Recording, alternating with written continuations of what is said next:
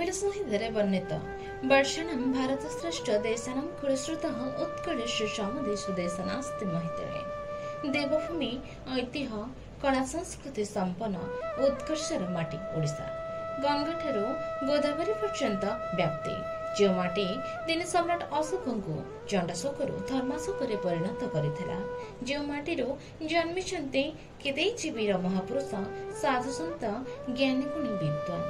जो राज्य स्वयं श्री जगन्नाथ निवास स्थली पलटि से ही ओडिशा जार प्रकृति रही प्राण प्राचुर्य जार पाणी पवन कथा कहे असरते गाधा कहे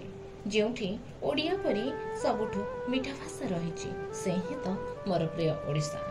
नमस्कार, जय जगन्नाथ। मो मोनालिसा बेहना पुणी थे साहित्य स्वर को स्वागत जनाऊँगी। मो कवितार शीर्षक उत्कल। सुंदर मोर उत्कल भूई सबरी हृदय को जाइछि छुई शस्य श्यामला से मंदिर मालिनी तार पाद छुए नील तरंगिणी शस्य श्यामला से मंदिर मालिनी तार पाद छुए नील तरंगिणी उत्कल दिवस अटे एप्रिल पहिला ओडिशा जे स्वतंत्र प्रदेश हेला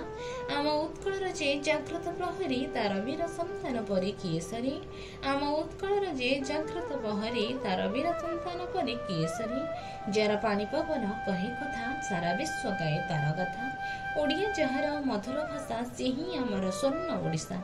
ओडिया जहार मधुर भाषा से ही आमर स्वर्ण ओडिशा इतिहास तार कहे अनेक कहानी ताको बाकी पारिबी बखाणी चलंती ठाकुर आम प्रभु जगन्नाथ तांको आशीष लाभि धन्य हेलाए प्रदेश चलंती ठाकुर आम प्रभु जगन्नाथ तांको आशीष लाभि धन्य हेलाए प्रदेश। धन्यवाद।